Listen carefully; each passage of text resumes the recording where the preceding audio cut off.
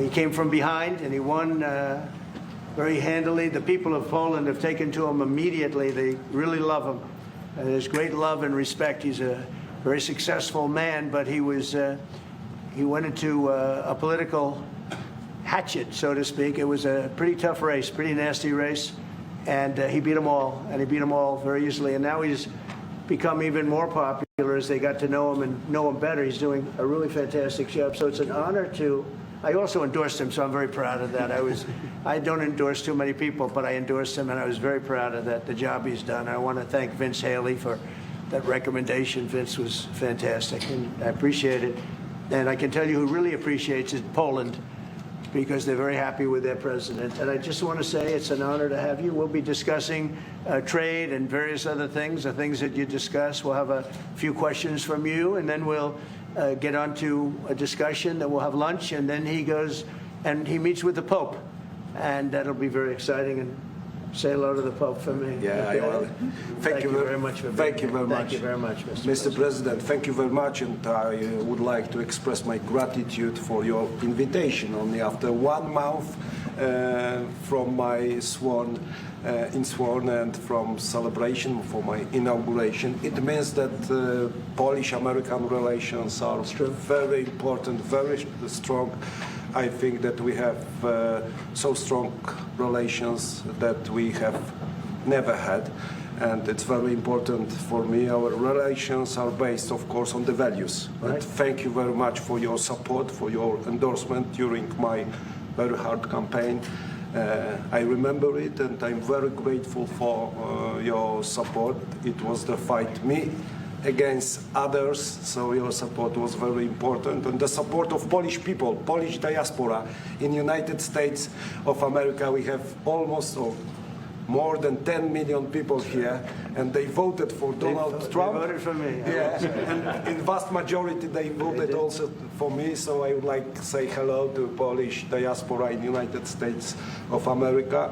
Those relations for me, for Poland, for Poles, are very important with United States of America, and they are based on values: independence, sovereignty, democracy. And I think, Mr. President, that those values are epitomized by our common heroes, yes. Kazimierz Pułaski and Tadeusz Kościuszko. So thank you very much, and I hope it will be very fruitful discussion around the energy, around the economy and military service. Yeah. And the flyover was very much in honor of your great pilot who just passed away recently, who was a legend in Poland. You might want to say something about him. Yes, of course, it was a terrific accident in Poland. Thank you for this gesture that F-35 opened our meeting. Major Krakowian was one of the best Polish pilots, well-honed Polish pilots, and he died. He lost 2 children, so it was a great tragedy. He was a legend in Poland, actually, a legend as a pilot. He was an incredible pilot, and I think he went to the Air Force Academy, actually. But he was a fantastic pilot, and it was a big setback. The people of Poland are very, very sad. So we thought we'd do that. That was the single plane that swooped up. And machines, American machines, opened our meeting. It was great. And we are waiting for 32 F-35s in Poland. So it also shows that we have great relations according to the best military equipment on the world, American equipment, which build Polish security too. Well, Poland, we've had a tremendous relationship. I think now it's better than ever because of this relationship. It's a little special because we fought together. But we've always been very good, and we have some wonderful people, as you know. Duda, my friend, he's a good man and still a big fan of yours, very much so. So it's a great honor, and we're going to talk about trade. We'll talk about some other things. We'll take a couple of questions from the media. Will American soldiers remain in Poland? Will American soldiers remain in Poland? Yeah, I think so. I mean, do you know something I don't? I don't know. Yeah, we're very happy. If anything, we'll put more there if they want. But they've long wanted to have a larger presence. We have some countries that have more, not too many, but no, they'll be staying in Poland. We're very much aligned with Poland. Sir, on Russia and China, you, sir, can we ask about, we saw a dramatic picture where we saw the leaders of Russia and North Korea and China together, the first time the leaders of those three countries have been together in this sort of show of solidarity. You said that they're conspiring against the United States. What do you think they're conspiring to do? And given this, is it reason why you should slap or would consider slapping secondary sanctions on Russia if they're conspiring against the U.S. now? Well, I've already done that with regard to India, and we're doing it with regard to other things. And I put out a truth last night. You saw that. And I was the one that brought it up. I said they're only doing this. They're looking to, when they did what they did, I thought it was a beautiful ceremony. I thought it was very, very impressive. But I understood the reason they were doing it, and they were hoping I was watching, and I was watching. My relationship with all of them is very good. We're going to find out how good it is over the next week or two. I think that we helped China very much, as you know, when they talk about freedom. And I don't believe that, and maybe I'm wrong, I hope I'm wrong, but I don't believe that America, that the United States was acknowledged for helping China to gain its freedom. But perhaps that was just that was a sleight of hand. I mean, I was very surprised. I watched the speech last night. President Xi's a friend of mine, but I thought that the United States should have been mentioned last night during that speech because we helped China very, very much. What was the reason? They should have been invited, Mr. President. What was the reason? Mr. President, do you think they should have been invited? Yes, go ahead. You've expressed many times your frustration and disappointment with Putin, but there's no action since you took your office. How do you know Don't there's you no? worry How do that- you know there's no action? But Really? don't you worry- Wait. Who are you with? Who are you with? I'm with Polish radio. Okay. How do you know there's no action? Would you say that putting secondary sanctions on India, the largest purchaser outside of China, they're almost equal, would you say there was no action? That cost hundreds of billions of dollars to Russia. You call that no action?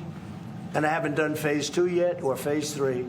But when you say there's no action, I think you ought to get yourself a new job, because if you remember 2 weeks ago I said if India buys, India's got big problems, and that's what happened. So don't tell me about that. Go ahead. Mr. President, Mr. President, right now there have been survivors of Jeffrey Epstein speaking at a press conference on Capitol Hill. They're calling for these case files, these documents to be released. And Thomas Massey, who was sponsoring a discharge position to get the House to vote on the release of those documents, says he doesn't believe you're implicated in these files, but many of your friends and donors may be, and he says that's why the Justice Department is redacting them and slow-walking the release. Is the Justice Department protecting any friends or donors, sir? So this is a Democrat hoax that never ends. You know, it reminds me a little of the Kennedy situation. We gave him everything over and over again, more and more and more, and nobody's ever satisfied. From what I understand, I could check, but from what I understand, thousands of pages of documents have been given. But it's really a Democrat hoax because they're trying to get people to talk about something that's totally irrelevant to the success that we've had as a nation since I've been president. Even if you look at D.C. right now, D.C., it's a totally safe zone. It's called a safe zone. That's a term. It's a term of art. It's a safe zone because it's very safe. You can walk down the street now and nothing's going to happen. No crime, no murders, no nothing. Because we had a lot of problems with certain places, and we still do. All run by Democrats, or for the most part run by Democrats. So what they're trying to do with the Epstein hoax is get people to talk about that instead of speaking about the tremendous success like ending 7 wars. Sure. I ended 7 wars. Nobody's going to talk about because they're going to talk about the Epstein whatever. Sir, I understand that we were subpoenaed to give files, and I understand we've given thousands of pages of files. And I know that no matter what you do, it's going to keep going. And I think it's enough, because I think we should talk about the greatness of our country and the success that we're having. I think we're probably having, according to what I read, even from 2 people in this room, we're having the most successful 8 months of any president ever. And that's what I want to talk about. That's what we should be talking about, not the Epstein hoax. when do you make a decision on Ukraine, Mr. President? Why not? I have no message to President Putin. He knows where I stand, and he'll make a decision one way or the other. Whatever his decision is, we'll either be happy about it or unhappy. And if we're unhappy about it, you'll see things happen. Venezuela, can you give us a sense of what the U.S. policy or what you're trying to achieve with the aircraft carriers, or the boats, I should say, in near Venezuela, and also the boat that you mentioned yesterday where 11 people were killed? What was found on that boat, and why were the men killed instead of taken into On the boat, custody? you had massive amounts of drugs. We have tapes of them speaking. It was massive amounts of drugs coming into our country to kill a lot of people. And everybody fully understands that. In fact, you see it. You see the bags of drugs all over the boat. And they were hit, obviously. They won't be doing it again. And I think a lot of other people won't be doing it again when they watch that tape. They're going to say, let's not do this. We have to protect our country, and we're going to. Venezuela's been a very bad actor. They've been, as you know, they've been sending millions of people into our country, many of them Tren de Aragua, some of the worst gangs, some of the worst people anywhere in the world in terms of gangs. And we had some in Washington, D.C. We took care of them very quickly, but they're out of here. They've gone.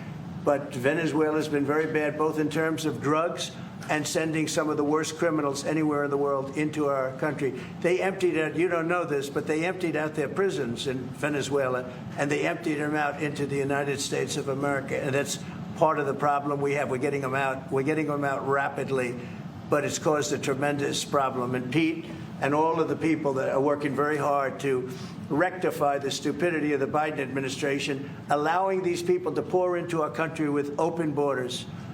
We are paying a big price as a country for the incompetence of the Biden administration. But think of it, opened up prisons, drug dealers, drug lords, everything coming out of Venezuela. They said, and we said, we're not going to put up with it anymore. So Venezuela has been one of the worst actors in the whole group, and we have a group of pretty bad actors. Are you wanting to force withdrawal? Yeah, thank you, Mr. President. At the end of this month, the government or the Congress has to pass a budget. Do you think we can avoid a government shutdown? Yeah, I do. I think the Republicans will vote for an extension. We won't have any Democrat votes. We could give the greatest budget ever. Tax cut of 50%, everybody taken care of, perfect for women, perfect for men, perfect for minorities, perfect for everything, and we wouldn't get one vote for the Democrats because they've lost their mind. They are so deranged. They have Trump derangement syndrome, and I don't want to burn the Republican Party with it, but they really are. They've become almost sick. They actually think there is a disease. It's called Trump derangement syndrome. They've got it. No matter what we did, no matter how good, you could give them everything that they've ever dreamed of, and you wouldn't get one vote. These are sick people, and I think we're going to have a tremendous midterm. We just approved the largest tax decrease in the history of our country. We have things, if you think of it, no tax on tips, no tax on Social Security for our seniors, no tax on time. Deductions when you buy a car and you borrow money to buy a car. First time they've ever seen anything like this. Middle-income people get deductions. You get a deduction when you buy a car. Nobody's ever seen. And by the way, they're selling cars like crazy. Cars are pouring back because of the fact that we have tariffs. Cars are pouring back into our car plants are pouring back into our nation. They're coming from all over the world. They're coming back. You know, we lost about 54% of automobile manufacturing over a 30-year period, 35-year period. They're all coming back. I think they're coming back higher than ever before. We have AI going up. What we've done is amazing, and what we've passed is amazing. But the Democrats, I don't believe, will get one vote. It's very anti-crime. We want anti-crime. They're in favor of crime. We're against crime. You know, they gave us things like men playing in women's sports, open borders for everybody, transgender for everybody. I mean, they wanted transgender for all of the crazy things that they were saying. And, you know, people would say they're 80-20 issues. I say they were 97-3. I always say 97-3, and nobody knows who the three are. This is the best issue of all. They are against preventing crime. They are fighting us. I want to go into Chicago, and I have this incompetent governor that doesn't want us. Do you know that this weekend 72 people were shot in Chicago? I'm embarrassed to say it in front of the president of Poland. 11 people were killed. 72 people were shot. Last week, 7 people were killed in Chicago, a place which is probably your number one place. I hate to say it. Yeah, a lot of Poles in Chicago. And we got to keep it safe. But 7 people were killed. The week before that, 5 people were killed, and 21 people were shot. This is in 3 weeks. So in 3 weeks, I lost almost 35 people were killed. It could have been stopped. If you look at Washington, D.C., 3 weeks ago, it was the same or worse. And now it's considered a totally safe zone. Restaurants are open. They're bustling. Restaurants, you have to see, restaurants were dying. Nobody wanted to go out. They didn't want to be attacked. They didn't want to be mugged. They didn't want to be attacked even in the restaurant. And you take a look at what's happened. Friends of mine that haven't gone to a restaurant in 4 years, one of them went out 5 times in the last 2 weeks to a restaurant with his family. They feel totally safe. Washington, D.C. is a totally safe city. You're not reporting any crime because there is none. They said crime is down 87%, and I said, no, it's not. It's down 100%. We have a great thing going. I could do that with Chicago. We could do that with New York. We could do it with Los Angeles. So we're making a determination now. Do we go to Chicago, or do we go to a place like New Orleans, where we have a great governor, Jeff Landry, who wants us to come in and straighten out a very nice section of this country that's become quite tough, quite bad. So we're going to be going to maybe Louisiana, and you have New Orleans, which has a crime problem. We'll straighten that out in about 2 weeks. It'll take us 2 weeks, easier than D.C., but we could straighten out Chicago. All they have to do is ask us to go into Chicago if we don't have the support of some of these politicians. But I'll tell you who is supporting us, the people of Chicago. And I sort of want them to let it be known. They have incompetent people. A guy like Gavin Newsom, he's the governor of a state that if we didn't go into Los Angeles with our soldiers, with our National Guard, you wouldn't even be having the Olympics there. They were going to take it. And remember this, your top law enforcement officer in Los Angeles said, there's no way we could have done this without President Trump coming in with the troops. We saved Los Angeles and we saved the Olympics. Thank you very much. Thank you,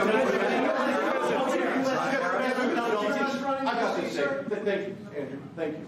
Mr. President, in regards to Gavin Newsom, would you be open to a congressional investigation in regards to the specific Palisades fire where killed 12 seniors to see if there's any negligence on Gavin Newsom or Karen Bass in regards to those deaths? Well, I'll tell you, there's negligence on not getting people permits. That is negligent. We got all of the federal permits. Lee Zeldin, the federal permits are much more difficult. They were all gotten within 30 days. People could go build their houses. It's going to be years before they are allowed to build their house. And Karen Bass is grossly incompetent. And Newsom, this is a very incompetent guy. I watched him with the hands. I'm saying, what's going on with the hands? There's something wrong with him. Do you watch him? There's something wrong with this guy. But more importantly, he didn't allow the water to come from the Pacific Northwest. You know, they have tremendous amounts of water in California. People don't know. They send the water out to the Pacific Ocean. So I demanded it be open. If that were open during the fire, before the fire, you wouldn't have had the fire because all the sprinklers would have worked in the houses. They had no water. They had no water in the fire hydrants. You wouldn't have had the fires. It would have been put out after one house, 2 houses. But he stopped the water from coming in. And I had to send in the military to have that water opened after the fires. And now they have water, but he should have more because they still restricted. There's something wrong with these people. There's something really wrong. As to investigation, I view it as a gross incompetence. I view it as an ideology that's wrong. It's a radical left ideology. And if I didn't win this election, I think our country would be destroyed. I don't believe you'd be here right now, and our country would be destroyed. Yeah.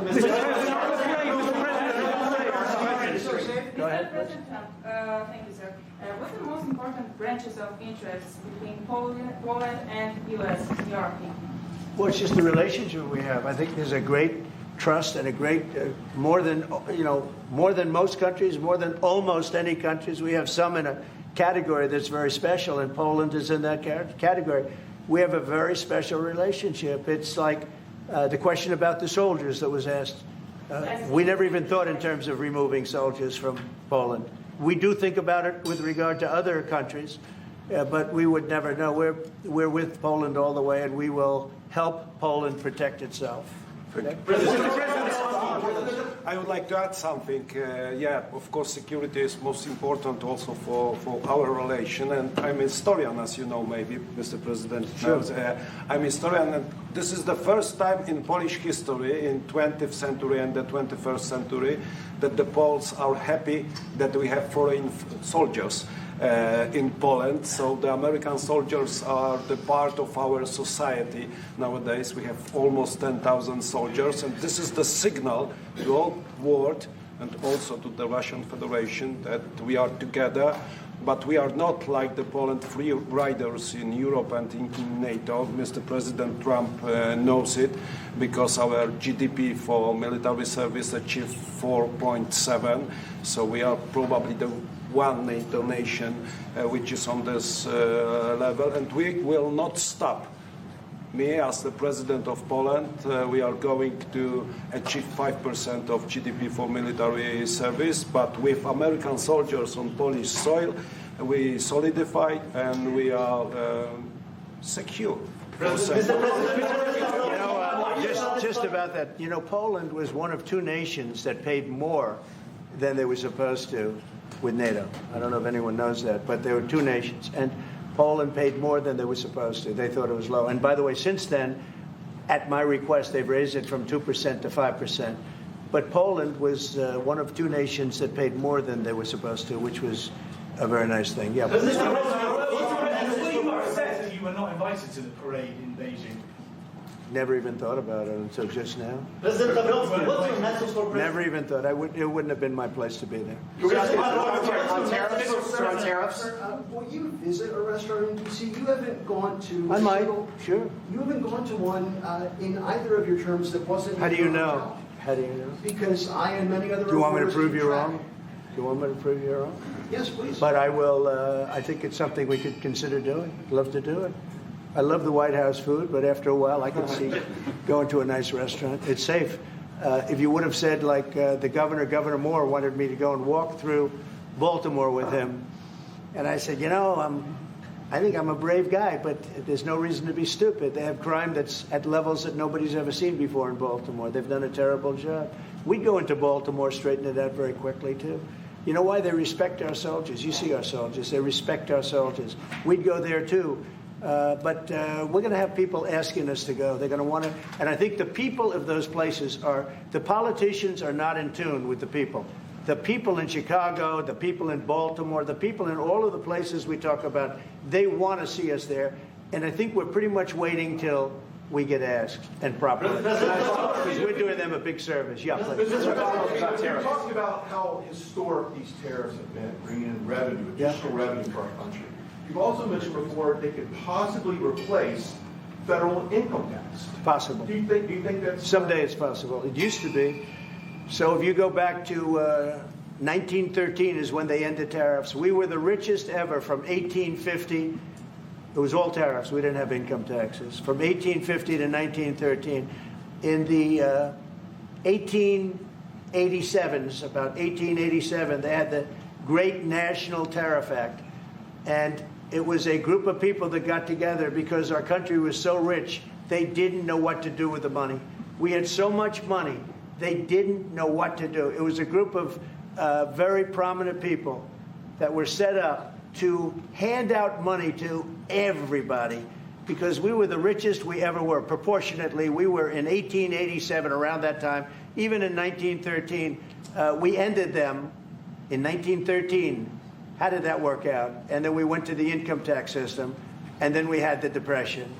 And by the way, a lot of people try and say that, tariffs with the Depression. No, they ended in 1913, and then we went to income tax, and then in 1929 you had the Depression. They did try and bring it back in 1931-32, but the Depression had long started, and this poor, beautiful nation was gone.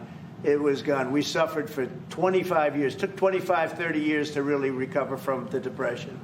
And we don't ever want to see that happen again. The tariffs are vital to the success of this country. When I say I ended 7 wars, at least half of those wars were ended because of the power of tariffs. I was able to say, well, we're not doing any business with you, or if you're going to war, we're putting a big tariff on you. And all of a sudden they announced that the war was settled. I settled 7 different wars, one going 31 years. Look at the Congo and Rwanda. Look at that. 31 years, 10 million people dead. I got it settled. And a little bit of that one, less than in some cases, had to do with trade and had to do with tariffs. So, tariffs are vital to our country. And just so you know, other countries use them on us, but I just used them a lot better. We're in a much better position. We have trillions of dollars coming into our country. If we didn't have tariffs, we would be a very poor nation, and we would be taken advantage of by every other nation in the world, friend and foe. We're not going to let that happen. And we have a very, very big case in the Supreme Court. I can only say this. Our country has a chance to be unbelievably rich again, but it can also be unbelievably poor again. If we don't win that case, our country is going to suffer so greatly. What's the backup plan, sir? But I think we're going to have a big victory. Even if you look at the people that brought the case, they're foreign-oriented. They're foreign. Countries have taken advantage of the United States for so many years. And I started with China. Last term, I took in hundreds of billions of dollars in tariffs from China. But when COVID came, the last thing I was going to do is we're going to tariff France and Italy and, others, Spain, when they were doing so badly. But now we made a deal with the European Union where they're paying us almost $1 trillion, and they're happy to do it. You know what? They're happy. It's done. These deals are all done. I guess we'd have to unwind them. We've done deals with Japan, with South Korea. We've done deals with many countries and others to come. And if we didn't have the power, prestige, and dignity of tariffs, and I used them wisely, and people respect America again, and we've become a rich country again. The money coming in is incredible. And again, they use them on us. If we didn't have them, they would use them on us, and we would have no way to fight them. We would be a third world nation. So I think it's one of the most important cases I've ever seen go before the Supreme Court of the U.S. 2 weeks ago, you gave Vladimir Putin a 2-week deadline to agree to talks with Volodymyr Zelensky. That deadline is now nearly approached. Can you give us any indication of when you will make it? Well, I'm having a conversation with him very shortly, and I'll know pretty much what we're going to be doing. We've taken very strong action, as you know. And in other ways, we've taken very strong action. But I'll be speaking to him over the next few days, and we're going to see. With who, sir? I'm going to know exactly what's happening. But I'm not happy with all the people. You got 7,819 people killed last week. Russian soldiers and Ukraine soldiers, right? Not American soldiers, not soldiers from Poland, but they're human beings. They're souls. They have parents. They wave goodbye to their parents, and their parents never see them again. That's the end of them. Over a stupid war, and I want to see it stopped. Now, we have stopped the money. We send weapons to NATO. They pay full price.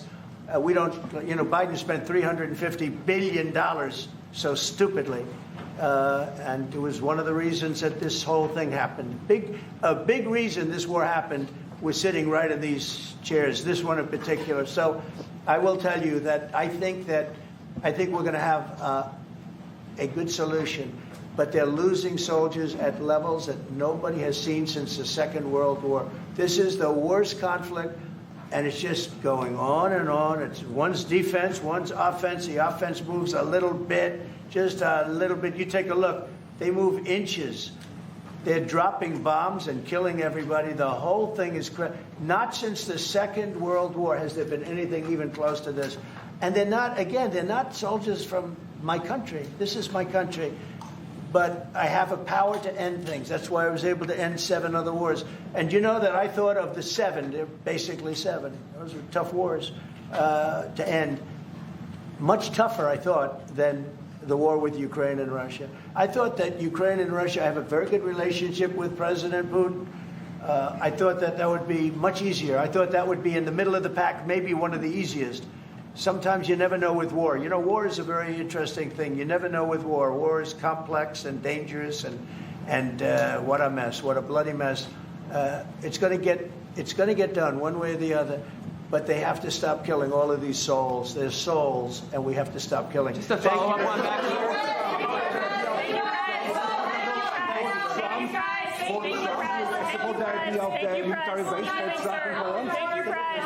Thank you, press. Keep moving. Thank you. Out the door.